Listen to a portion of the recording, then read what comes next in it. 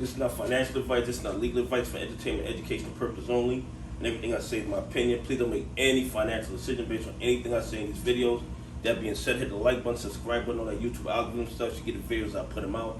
See what I'm thinking, see how I'm analyzing the data. But like I tell y'all every day, the day they release us is false. False, false, false. Anyway, here's the thing. If you follow the news on Luna, you know that the South Korean government issued an arrest warrant for Kwon and 6 other of his alleged co-conspirators. And you might say, great. At least somebody is doing something when they see malfeasance in the market. And the problem I have with that is this. In the United States of America, the SEC seems to go after people 4, 5, 6, 7, 8 years after they commit the infraction. V-Man committed an infraction in 2019. Now in 2022 is when SEC charges them with violating our laws 3 years ago. And all they got was an $8 million penalty. There are nobody's in handcuffs. There are no criminal charges. Wells Fargo committing crimes from 2013 to 2018. When are they charged? 2022. Are there any criminal charges? No. Only civil charges with civil penalties. Bank of America, 2011 to 2014. Lots of alleged violations of the law. They're given, what was that, 11, 12 years to continue making money, to continue breaking the law, to continue violating SEC regulations.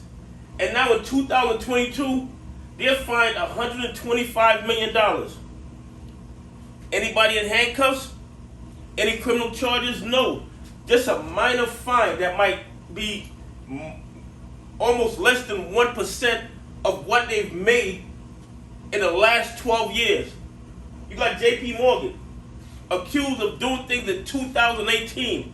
Now in 2022 is when they decide to charge them. So they got a 4-year run. And are there any criminal charges? No. Is anybody in handcuffs? No. It's just civil penalties for violating our laws. But if you go to South Korea, they lock you up. You go to Canada, they lock you up. You go to Europe, they lock you up.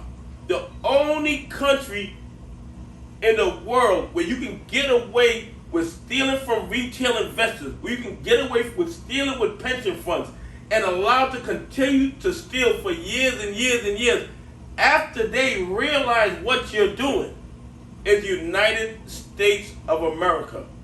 This is the only place it's allowed. This is the only place it's accepted. Everywhere else in the world, they shut it down when they find out. They don't give you 4 and 5 year runs to get your money up. And that's what the SEC, the DTCC, the CFTC, that is what they do. They allow these bad actors to continue with the malfeasance, to continue with the fraud, to continue taking advantage of retail investors and pension funds.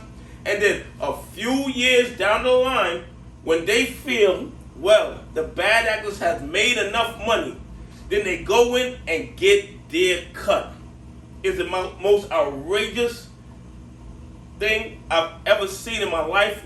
And prior to the AMC GME fiasco, I was not aware that our markets were so corrupted. Anyway, hit the like button, subscribe button on the YouTube algorithm stuff, and tell me what you think about every country, other country in the world rather, goes after their bad actors right away and they charge them with criminal charges. In China, criminal charges. The only country that allows them to get away with criminal charges and just pay civil penalties years after the fact is the United States of America. You have a great day. God bless, and I appreciate y'all on this journey with me.